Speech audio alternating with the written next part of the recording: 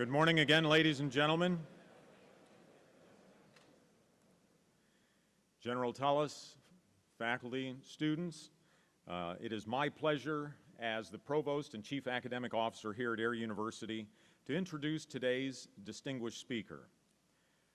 Mr. Gordon Chang is the author of, among other books, The Great U.S.-China Tech War and The Coming Collapse of China. He has lived and worked in China and Hong Kong for almost 2 decades as a lawyer. Also a widely published columnist at Newsweek and a variety of other publications. He's given briefings at the National Intelligence Council, Central Intelligence Agency, State Department, and the Pentagon. He likewise is a frequent commentator appearing on Fox News, Newsmax, CNN, MSNBC, and Fox Business. He has served 2 terms as trustee of Cornell University. Again, it is my distinct pleasure to welcome to the stage Mr. Gordon Chang.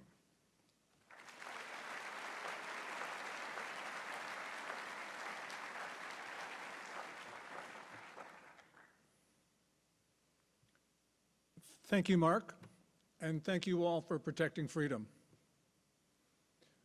Today, the world is changing faster than our ability to understand it, and this means, among other things, that probably some of our assumptions are obsolete. And as a result, we may not comprehend the danger. It feels that we have just passed an historic inflection point, transitioning from a period of general calm to one of constant turbulence. And in this turbulent era, the most important developments in the world are taking place inside the Chinese regime. These developments will determine whether we remain at peace or you go to war. Unfortunately, we have less and less visibility inside that regime because it is cutting itself off from the outside. But nonetheless, we can see unusual and even unprecedented events occurring at an accelerated pace, and that tells us that the regime is in distress. Let's take a look at the developments inside the People's Liberation Army.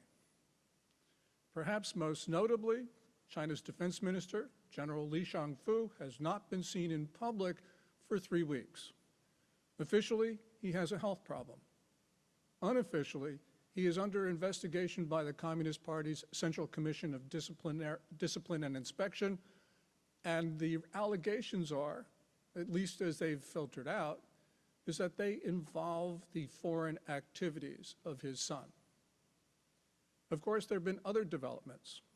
So, for instance, the spring and summer, the general with the most sensitive command in the military, the one guarding senior officials, the announcement of his death was postponed for 3 months.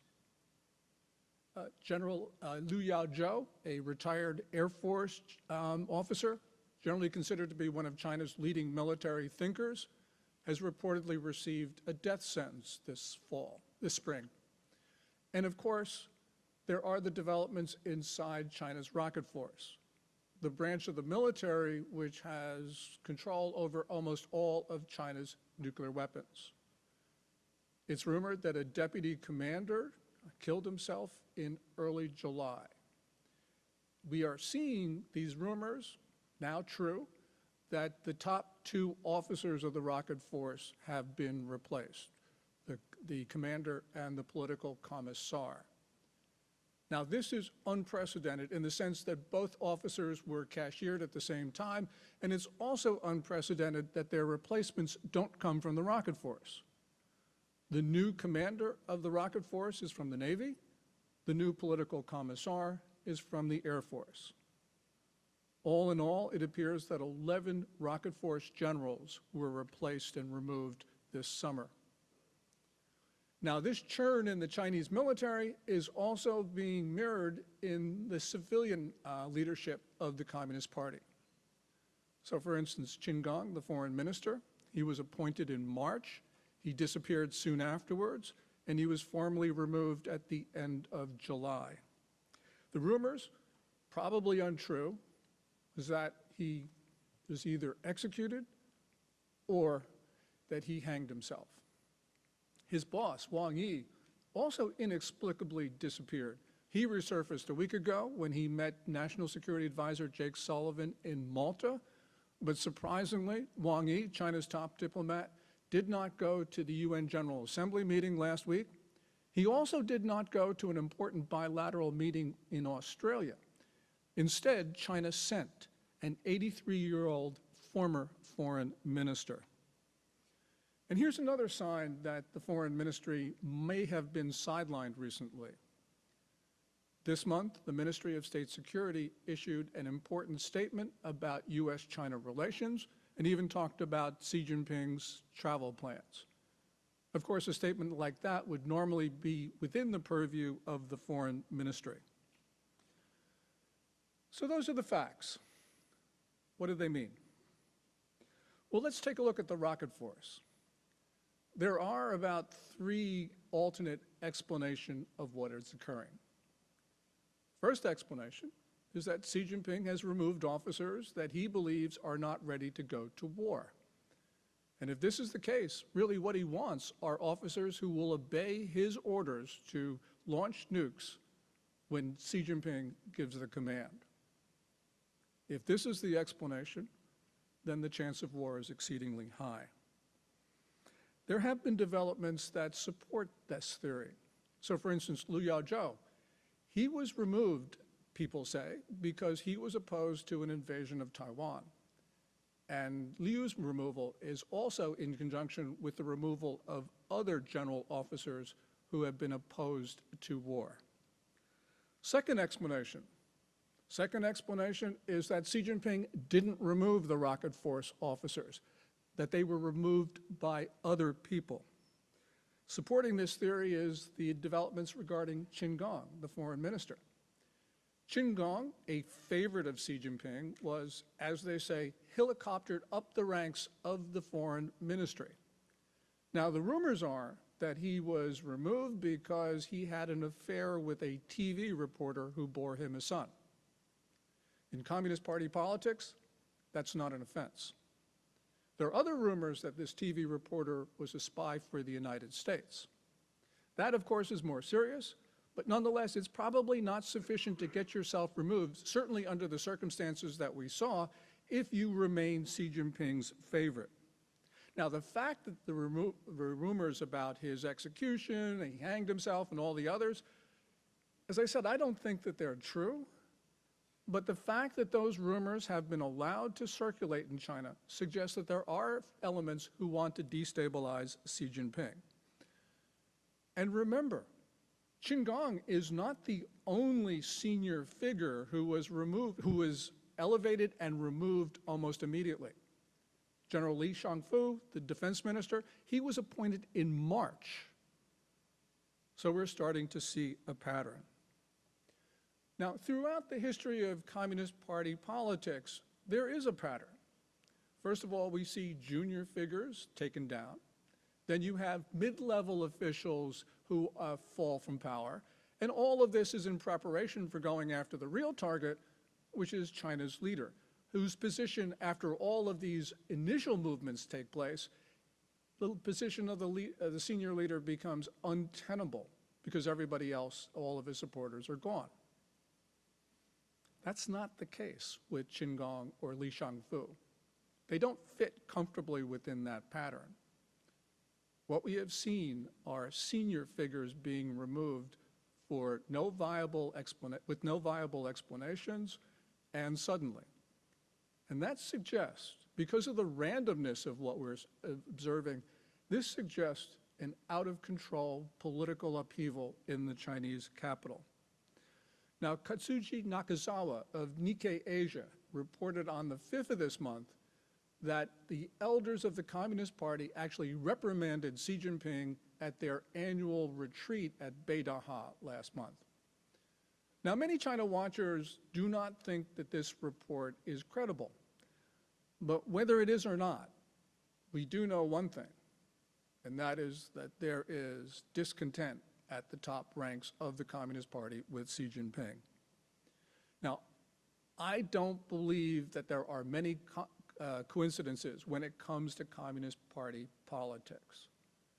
and neither does Charles Burton of the Ottawa-based Macdonald Laurier Institute. He says, can this be a coincidence that we are seeing all of this political upheaval in China at the beginning of Xi Jinping's third term as General Secretary of the Communist Party, a third term that almost nobody wanted him to have? And Burton, and I believe he's correct, says that this is a signal of discontent at the senior reaches of the Communist Party. One thing about Xi Jinping which supports this theory is that this month, China's leader did not go to the G20 in New Delhi. He also didn't go to an ASEAN meeting this month that many people thought that he would attend. That was in Jakarta. And we have heard from the Ministry of State Security, that statement that I referred to, that Xi Jinping may not go to the APEC summit in San Francisco in November. This too looks like a pattern. And the pattern suggests that Xi Jinping is not in travel mode. And the question is, why is he afraid to leave the Chinese capital? And my sense is that he believes that it is dangerous for him to do so. Third theory, Xi Jinping is merely a paranoid. He's descending into paranoia. And he's therefore, if this theory is correct, junking his own officers because he's concerned about their loyalty. Now, supporting this theory is the rumor, and it's no more than a rumor, that Xi Jinping has been switching his personal doctors recently because he doesn't trust them either. But if he is a paranoid, we can say he's like Joseph Stalin. And like Joseph Stalin, he's excessively concerned, and he's been purging many people. Now, when you are a supreme leader, when you are unchallenged, we have seen the pattern. This is not just China, but we have seen the pattern that senior leaders who are dictators, they do become paranoid. And that means we need to ask one question. What happens when China's leader, who has been threatening the use of nuclear weapons anyway, descends deeper into dark views of the world? Now, whatever is the case of these theories, or maybe other ones, there is much that we do not know. But we do know that Xi Jinping has, in fact, turned China upside down. And as such, the current era in Beijing resembles that of Mao Zedong, the founder of the People's Republic. Mao turned a regime that was initially supposed to be run by a committee, and he turned it into a regime run by one man. Deng Xiaoping, his successor, reversed that process. He went back to more or less committee rule, and he did that by institutionalizing norms, guidelines, rules, and understandings, and foreigners, even critics of the Chinese regime, gushed over what they called to be meritocratic rule. But Xi Jinping has reversed that process again. He is deinstitutionalizing the Communist Party. Now, Mao, with all of his power, embarked on these zany campaigns like the Great Leap Forward and the Cultural Revolution that almost destroyed the communist regime. But Mao did not have the power to start World War III. Xi Jinping, however, does. And what we are seeing as this turmoil continues and accelerates in Beijing, we are seeing disturbing developments in China itself. The country is beset by simultaneous crises: continuing debt defaults, plunging property prices, a stagnating economy, accelerating capital flight, worsening food shortages, a deteriorating environment, and failing local governments. Those are the immediate crises. All of this is occurring in the backdrop of demography. China, this century, will, I think, suffer the steepest projected decline in population in history. A country that is now 1.41 billion people will probably lose somewhere between 900 million to 1 billion people by the turn of the century. That means that China, which today is more than 4 times populous than the United States, at the turn of the century, 2100, it's lucky that it will be 30 to 40 million people more populous than the United States. Put all this together, we can see the Chinese people are angry. They are also desperate. Those who can are fleeing. There's an unprecedented surge of Chinese migrants at our southern border that tells us that many people have just opted out of society. They've totally given up on China. And these are not poor Chinese by and large. These are middle-class Chinese that are showing up in Texas and Arizona. We see the problems in Chinese society. There was a series of extraordinary protests in China beginning last October. The demonstrations, nationwide demonstrations that began on November 24th, occurred without coordination, without leadership, without any organization. And during those November 24 protests, we heard people across China tell the Communist Party and Xi Jinping to step down. The party has lost support. It's lost support among the poor, but it's also, and this is more important from a political stability point of view, it has lost support among the elite. Song Dongdong, a famous actress whose family is politically connected in Beijing, she took to a radio hotline in December and delivered an anti-Communist Party rant. And she did that because her mother died, because her mother couldn't get access to a hospital because of Xi Jinping's zero COVID rules. And this tells us that Xi Jinping has undermined the support for the party and for himself in society. When her protest went viral, we could see that something was terribly wrong in China and that the discontent was pervasive. Communist Party system doesn't work, and people, they were open about how they felt. Now, Xi Jinping's domestic policies, almost all of them which contemplate centralization of control, more state enterprises, more state banks, less private enterprise, less foreign enterprise, all of these are just making China's problems even worse. And I think he now has only one solution. Well, of course, he could let the forces of history, as they say in China, run their course and end up washing over the Communist Party and Xi Jinping, but that's not who China's leader is. His most viable course is to rally the Chinese people with ultra-nationalism and war. Now, a lot of smart people tell you that Xi Jinping won't do that. So, for instance, M. Taylor Fravel of MIT says that Communist China has never engaged in a diversionary war in its 7 decades. Okay, but Xi Jinping is willful enough and maybe even desperate enough to break that pattern. I believe, for the reasons we've just talked about, Xi Jinping has a low threshold of risk, and he has incentives to act recklessly. Now, Xi Jinping can't stop talking about war.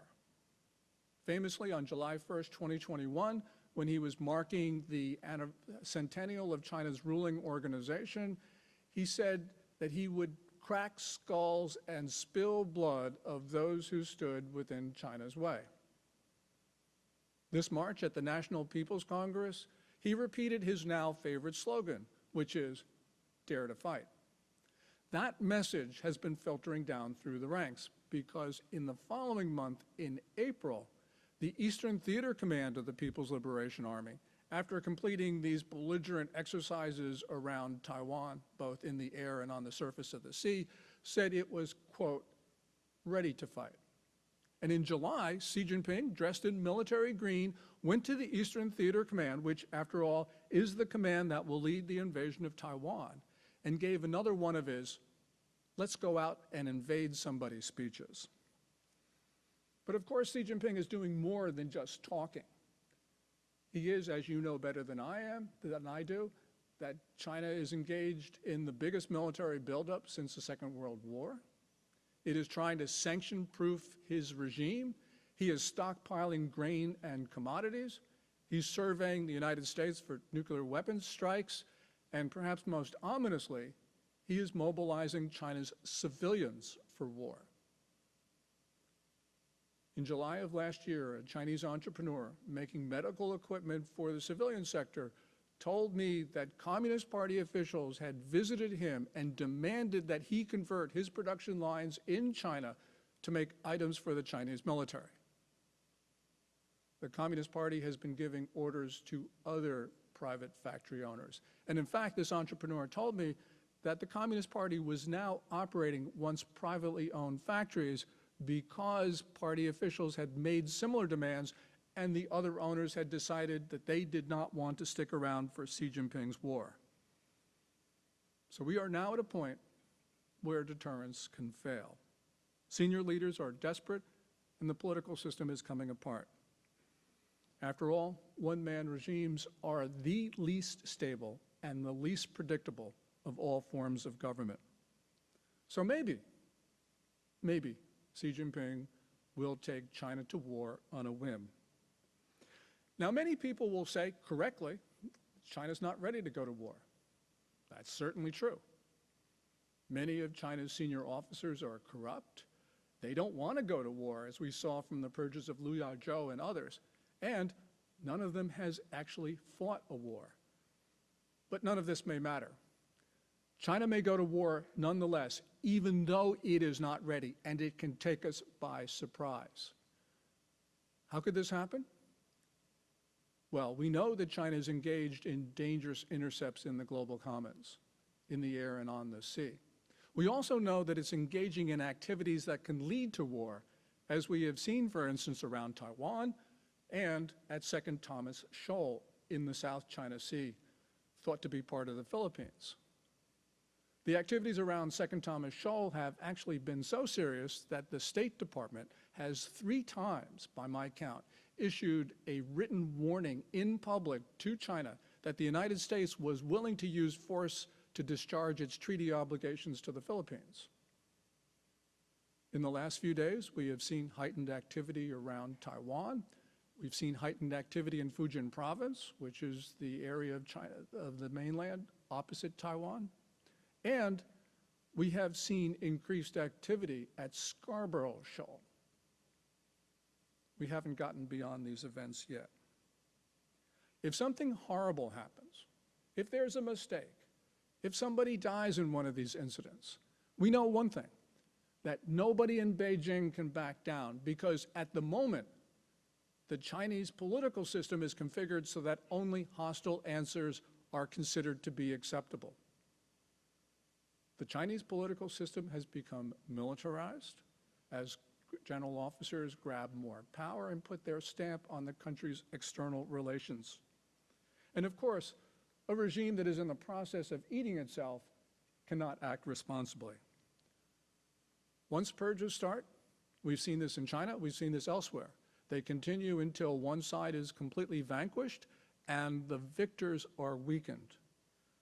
So we need to be prepared for what a weakened ruling group might do.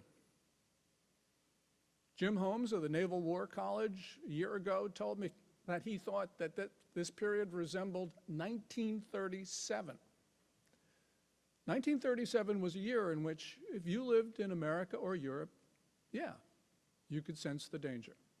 If you lived in Asia in 1937, you would be even more concerned, because that year saw the second Japanese invasion of China that decade. But no matter where you lived in 1937, you could not be sure that the worst would happen, that great armies and navies would clash around the world. But as we know, the worst did happen. In fact, what happened was far worse than anyone at the time imagined. Ladies and gentlemen, we have returned not to 1937, but to 1939. At this moment, there is, of course, a war in Eastern Europe. China and Russia are fueling insurgencies in North Africa that look like wars. And one more war, for instance, a war in East Asia, and historians will say that this is the next great global conflict. One more point about the war that is to come. Henry Kissinger on June 7th gave an interview to Bloomberg where he said that war between China and the United States over Taiwan was, quote unquote, probable. I believe that Kissinger was correct in his assessment of likelihood, but he was wrong in his reasons. His reasons were certainly questionable. Kissinger treats the United States and China as if they're both the same, as if we are both culpable, and he implicitly blames both.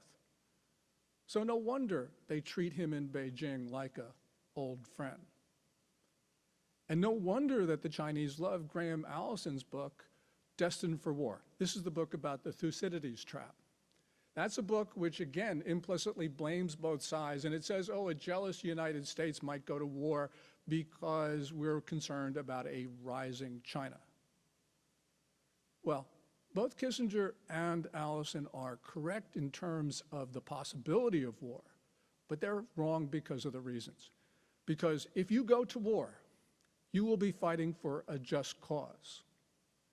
It will be a war between freedom and oppression, a war between democracy and tyranny, and a war between good and, yes, the Communist Party is evil. So it will be a war between good and evil.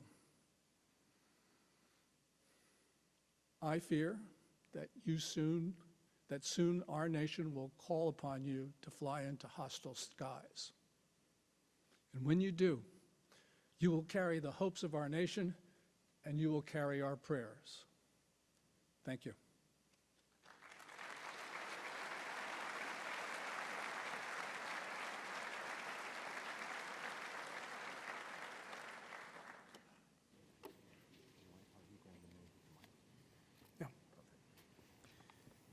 Thank you, Mr. Chang, for giving us more than enough to get our heads around. And so in the time we have remaining, we will open the floor to questions.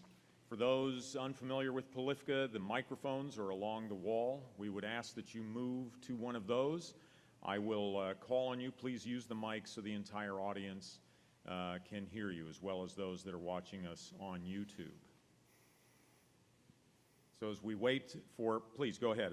As we wait for the first question, if I may use my prerogative as the guy with the microphone right now, if you could comment a bit more on the relationship between the PRC and Russia at this particular point in time. For a very long time, a lot of China and Russia analysts would say China and Russia will never form an enduring partnership because their interests conflict. And yes, their interests do conflict across a range of areas, but that's irrelevant. I don't care that China and Russia will squabble in the 2030s or the 2040s or the 2050s. I care about the relationship between China and Russia now. And right now, they have maybe not their no limits partnership, which they declared on February 4th of last year when Putin was in Beijing for the Beijing Olympics. But nonetheless, we have seen China from the very beginning of the war provide lethal assistance to the Russians for use in Ukraine. And they've done that directly. And I think they are now going to have done that through their cutout, North Korea. But we see China support Russia across the board. And it's not just lethal assistance, it's diplomatic support, it's all the rest of it. And that means we have to assume that they are forming that durable partnership. A week and a half ago, Russia announced that North Korea would, for the first time ever, be joining the Chinese and the Russians in a naval drill in East Asia. And I think that that indicates that we face not just a China. If China goes to war in Asia, we have to assume that Russia will, for instance, attack the northern islands of Japan, or we will see the North Koreans do something which is almost inconceivable, and that is to attack South Korea. Yes, the Koreans, especially the North Koreans, do hate China. I mean, it's not just abhor, they hate the Chinese. But nonetheless, If there were a Chinese invasion in Taiwan or the Philippines or Japan, that would present an almost irresistible opportunity for Kim Jong-un to achieve what his family has always sought, and that is rule over the entire Korean peninsula. So this will be a war with many adversaries. This will not just be China. Thank you. Let's go over here, please. Good morning, sir. My name is Captain Robert Scott from the 4th Test and Evaluation Squadron at Peterson Air Force Base. My question for you is, from a national security standpoint, it's my understanding that one of the biggest reasons to defend Taiwan is because of their manufacture of chips that go into all of our technology. And there's been a commitment in the last couple of years to increase United States chip production. Do you see that as simply a way for us to harden ourselves for this inevitable war with China that is to come, or is it possibly a way for us to avoid going to war with China if they take Taiwan? Well, we have our own chips manufacturing capabilities, so we are less than inclined to feel like we need to jump into the war. I think that the impulse in the Biden administration to develop America's chip fabrication capabilities has many reasons for it, and Taiwan could certainly be one of them. Remember, there's one Taiwan company, TSMC, Taiwan Semiconductor Manufacturing Company, that makes 92% of the world's made-to-order chips. In other words, the ones that are most sophisticated. And about the other 8% are made by various companies in South Korea. So yeah, I mean, that alone is a reason, forget about Taiwan for the moment, that alone is a reason for the United States to become resilient. And that's also in conjunction with this whole effort to de-risk, decouple, whatever word you want to use it, but in other words, to make our supply chains more resilient. But from my perspective, I know the chip reason is the most important one in many people's minds. So for instance, one Republican candidate has actually used that as the basis of his Taiwan policy. We heard that in the first Republican debate. But I think that there are so many more important reasons to defend Taiwan. One of them is that if we go back to the end of the 19th century, that's when we Americans established our Western defense perimeter. And that Western defense perimeter is not off Hawaii and not off Guam. It is off the coast of East Asia. And Taiwan sits in the center of that defense perimeter. It's where the East China Sea and South China Sea meet. Also, if Taiwan were in China's hands, it would make it very difficult to defend Japan. Because remember, Japanese islands are very close to Taiwan. Matter of fact, the westernmost inhabited Japanese island, Yonaguni, is actually south of Taipei. Which, by the way, you know, a lot of people ask the question, will we defend Taiwan? And yes, we might have, for instance, the opportunity to decide whether to do so or not. But it's pretty unlikely because Chinese doctrine is to hit American bases in Japan and in Guam on the first day. So we are going to be involved in this war whether we want to or not. But okay, first of all, we need to protect Japan, our ally, and the rest of it. Two other reasons. One of them is after the withdrawal from Afghanistan, Taiwan has become the test of American credibility and resolve, and not just in Asia, but around the world as well. And finally, at a time when China is attacking not only democracies like us, but attacking the whole concept of democracy, we cannot afford to allow Beijing to absorb any democracy, especially one as important as Taiwan. So for a lot of reasons, I believe that we have to defend Taiwan, because defending Taiwan is defending America. The Chinese are not going to stop at Taiwan. They have talked about Tianxia. In other words, that they believe that they have not only the right to rule all under heaven, in other words, the entire world, but they also have the obligation to do so. So we can stop them at Taiwan, we can stop them at Guam, we can stop them in Hawaii. It's our choice, but we're going to have to do that if we want to remain a sovereign state. Thank you, sir. Thank you. Please, in the back. Good morning, sir. I'm Captain Clinton Sipos at HCC at Langley Air Force Base. My question is, what do you think of China's cyber capabilities and the possibility of the ramifications of cyber in a war with China? I have to admit some humility here, that you know better than I do about their cyber capabilities because you defend against them every day. My wife's going to get angry at me, but here goes. It's worse because she's actually sitting in the front row with the microphone. I'm angry at you most of the time anyways.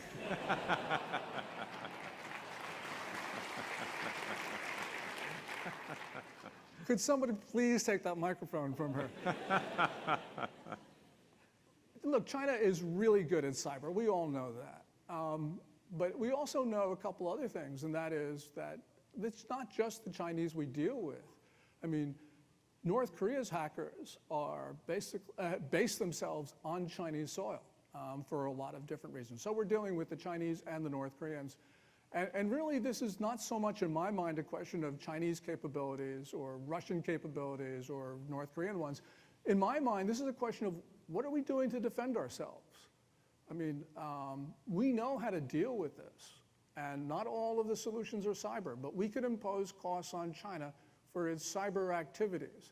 But we as a nation, whether we're talking about a Republican or Democrat or a liberal or a conservative in the White House, we have chosen not to impose those costs on China for its cyber activities.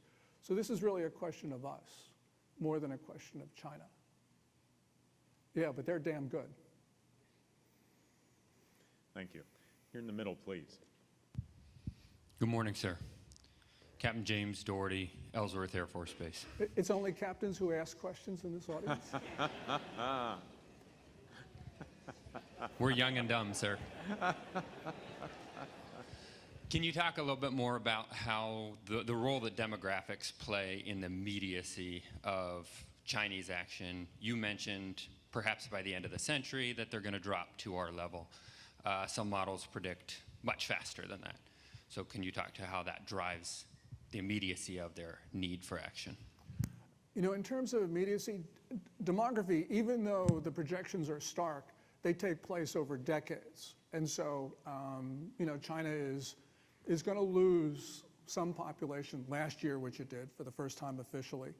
It will lose it this year, and that pace will accelerate. But that probably doesn't drive Xi Jinping's decisions, because I think it's really the economy that is going to affect the way he actually acts.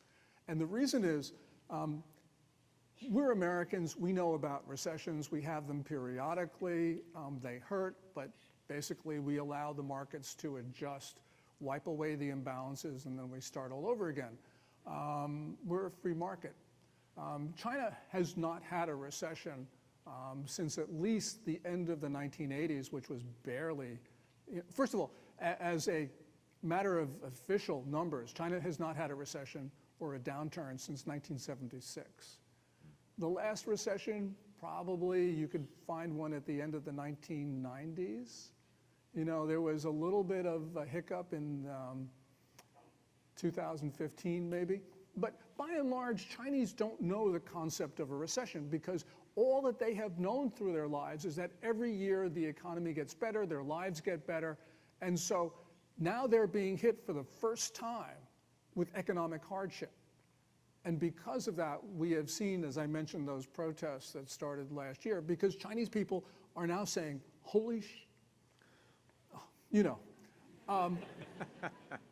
And so that is, I think, what immediately drives Xi Jinping. Now, worsening food shortages also has an effect, and other things. But what demography does is this. Xi Jinping's form of diplomacy is, his main tactic is to intimidate everybody around the world into submission. Now, you can do that if you are the world's most populous country and you are thought to be the world's, you know, you'll soon will be the world's biggest economy. And you can intimidate others. And we know that because our country, which is far stronger than China, has had a series of presidents who've been intimidated by the Chinese. But you can't do that. You cannot intimidate the US. You cannot intimidate Norway if it looks like your demography is going to collapse over the course of the century and your economy is in tatters.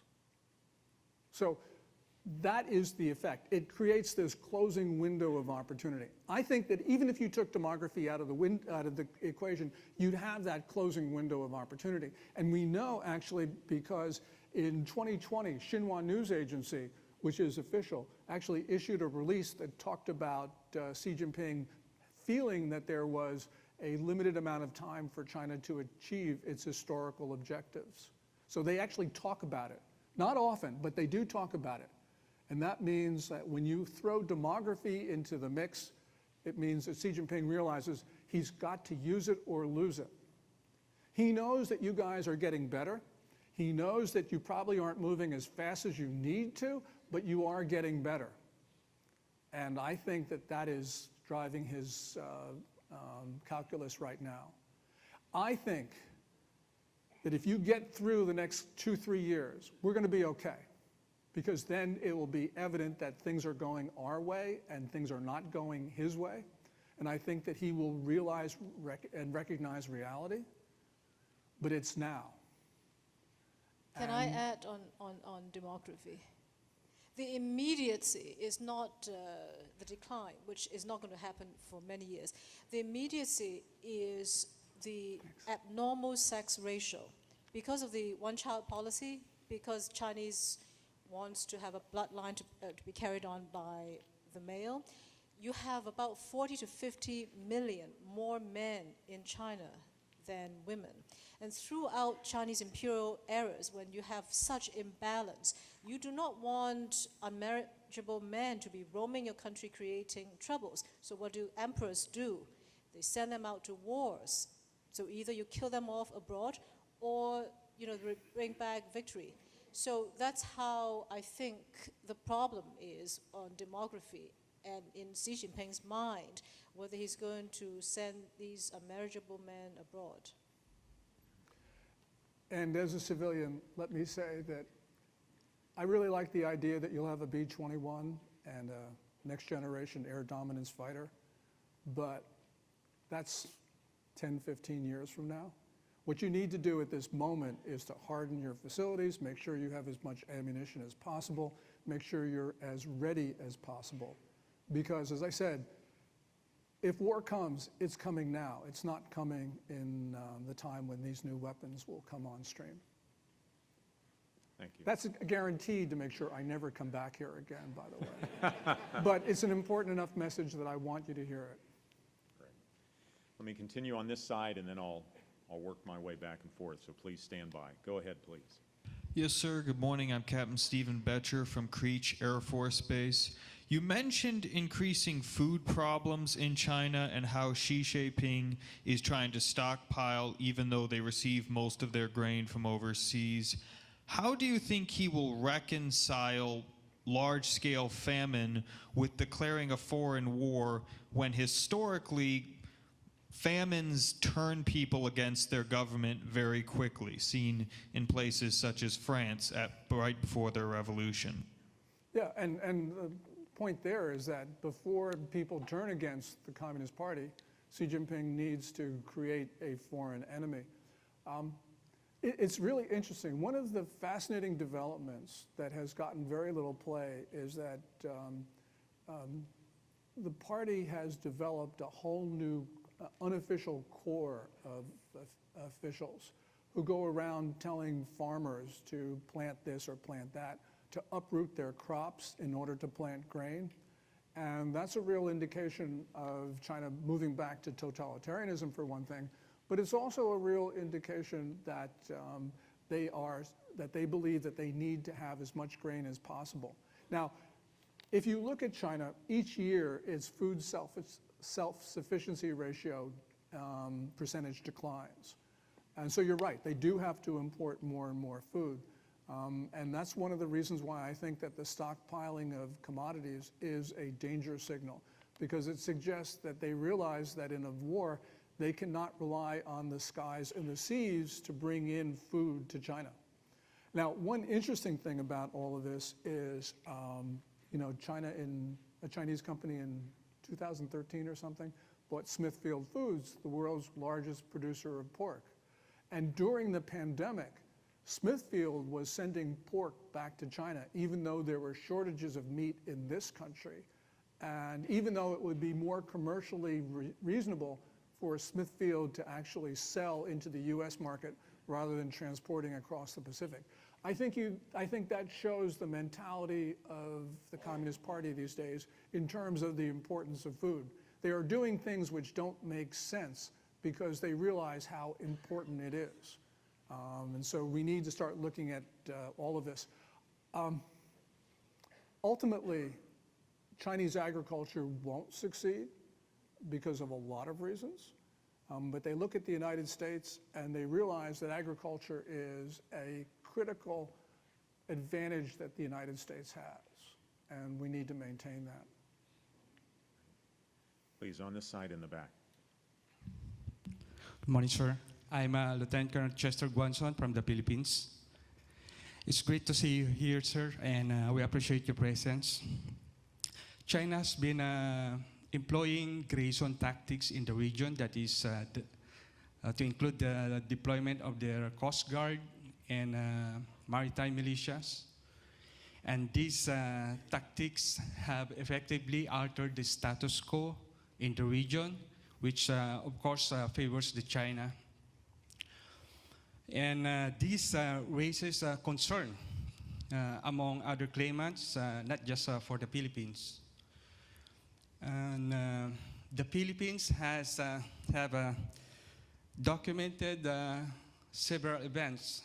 These are just a few of the many events that shows the skirmishes of the China in the region, to include the laser incidents, the water cannon, the extensive harvesting of the corals, which I believe they use it to fortify their artificial lands. And just recently, a few days ago, they installed a floating barriers which resembles the Great Wall of China in the sea. In response to this, my government has taken actions such as protesting. I think that's the best way that we could do. And of course, seeking support from its longtime ally, that's the US. Now, sir, with all of this being said, I just want to know your perspective, sir, on specifically what diplomatic, economic, or military options does the United States should consider to support its allies? Okay. First of all, I want to congratulate you because in the last few hours, you referred to that floating barrier at Scarborough Shoal. Philippine divers went into the sea and cut the strings for that barrier and removed it. That was absolutely fantastic. And your government deserves a lot of credit for doing something which the Chinese never thought you guys would do. So that's important. You know, in terms of what the United States should do, let's go to Scarborough Shoal. In early 2012, both Philippine and Chinese boats, fishing boats, crowded around Scarborough, which is about 124 or so nautical miles from Manila. And the US negotiated a deal between Manila and Beijing for both sides to withdraw their craft. Only the Philippines complied, and that left China in control of Scarborough, another seizure. And in order to avoid a conflict, in order to avoid a confrontation, the Obama administration decided not to enforce that agreement. So what happened? China ramped up pressure at Second Thomas Shoal, also a Philippine feature. It started to reclaim the 7 islands in the Spratlys, in the southern portion of the South China Sea, and China ramped up its pressure on Japan. So Beijing made the problem bigger. And what we did by trying to avoid a confrontation was we legitimized the worst elements in the Chinese political system by showing everybody else that aggression worked. Now, the answer to your question is we do the reverse of what we did in 2012.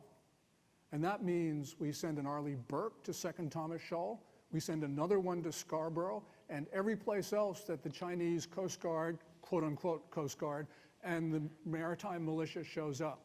And yes, that is dangerous, but to say that something is dangerous is not a meaningful objection these days, because of misguided American policies over the course of decades, that we have left ourselves only with dangerous options.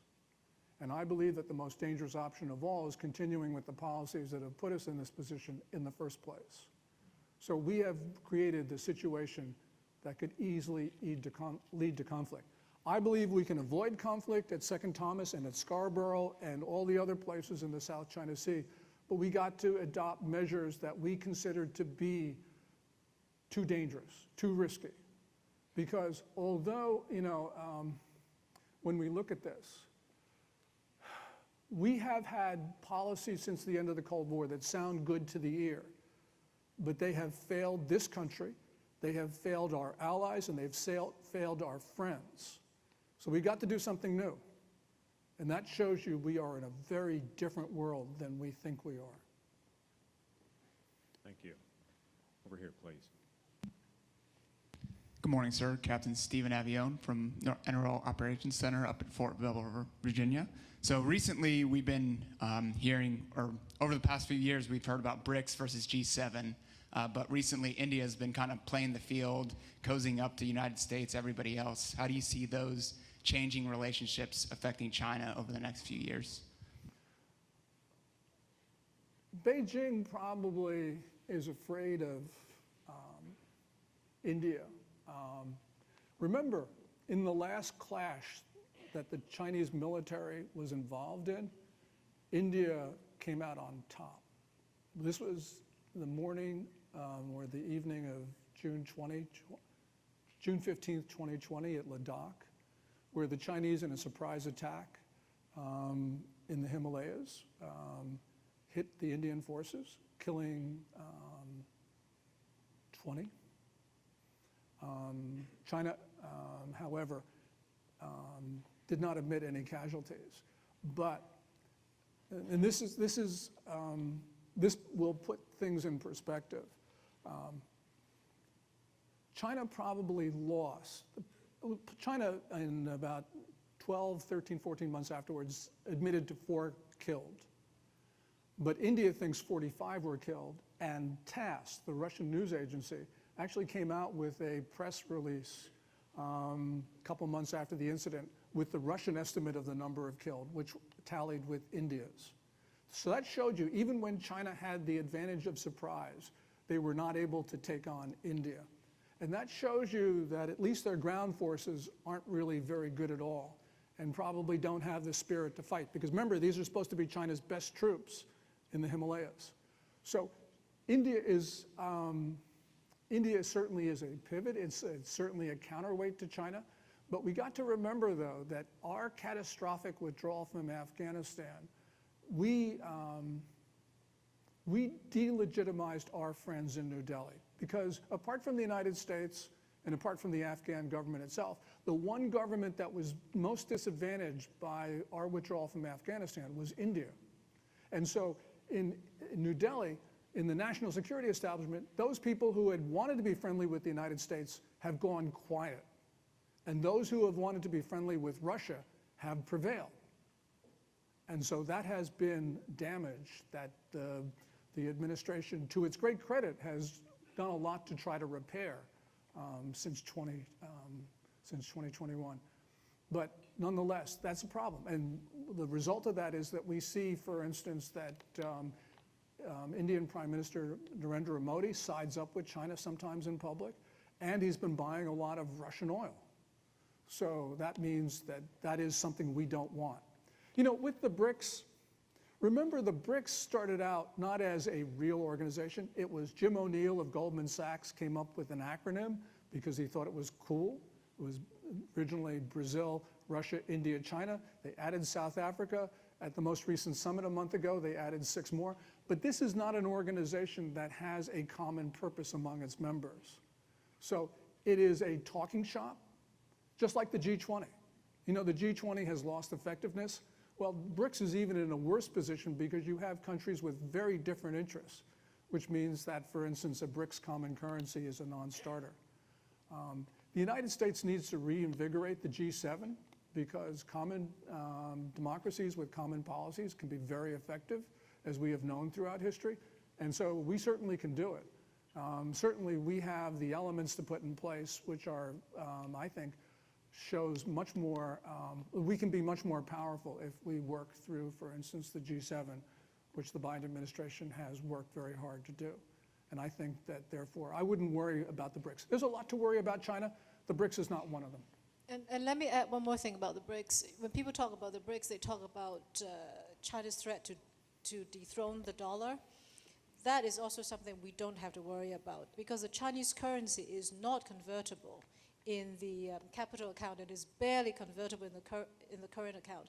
And if you look at the Chinese currency, its value has dropped by like 6% This in the year. last. Yeah, so that is something that we should not be intimidated.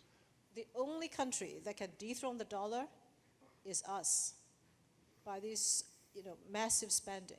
But if we can hold our line, then there's very little China can do to dethrone the dollar. And that 5 to 6% drop in the renminbi this year, that's despite massive intervention by China to support its currency.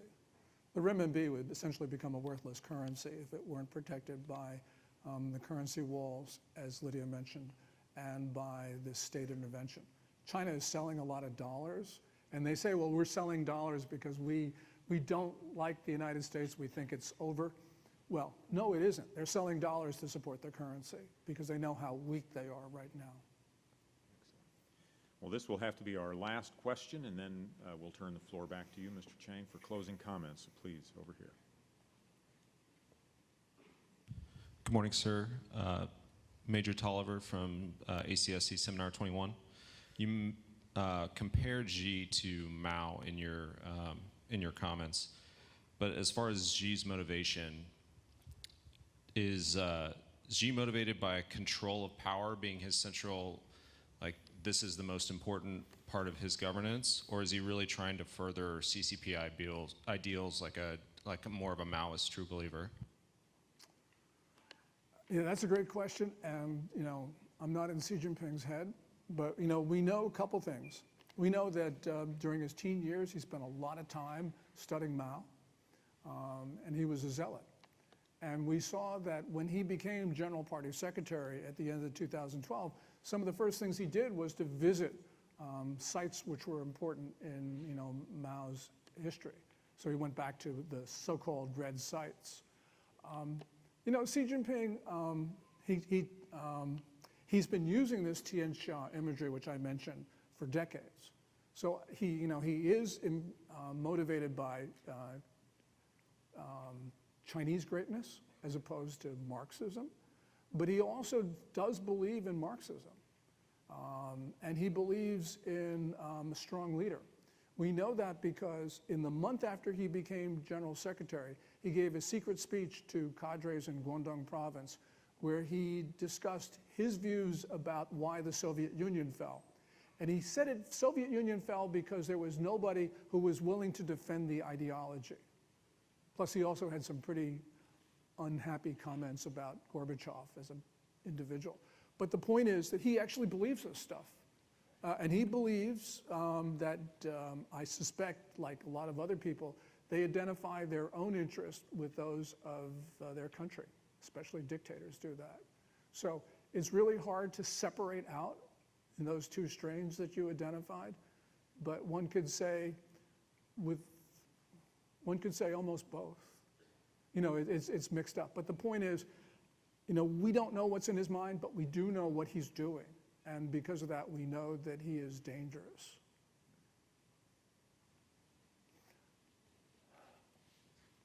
My wife says I always have to end on an optimistic note. So, and by the way, after 30 years of marriage, and we just celebrated our 30th anniversary. After 30 years, he finally got it.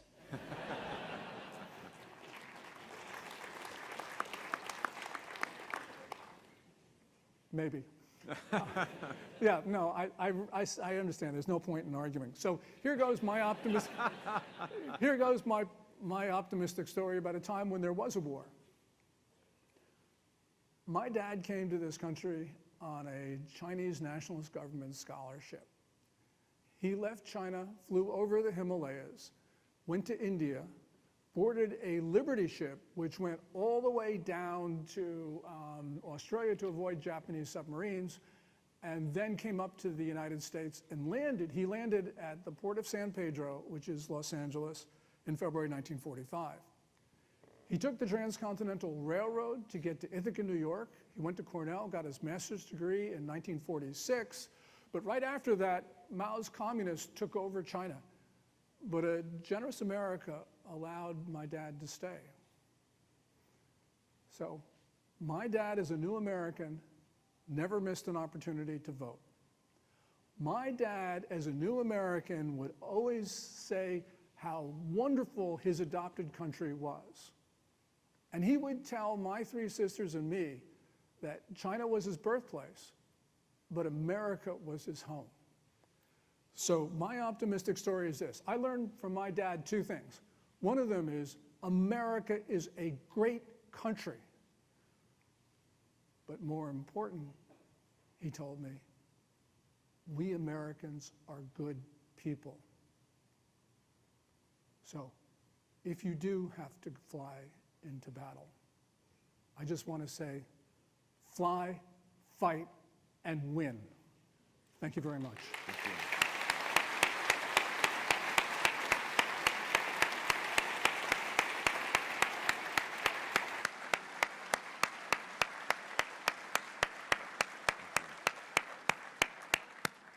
And thank you, Mr. Chang, for those thoughts. We're truly privileged and honored to have you spend the day with us here at Air University. He does have a long day, so we want to keep him on schedule. Thank you all for your questions and for coming out this morning. You're now dismissed. Thank you.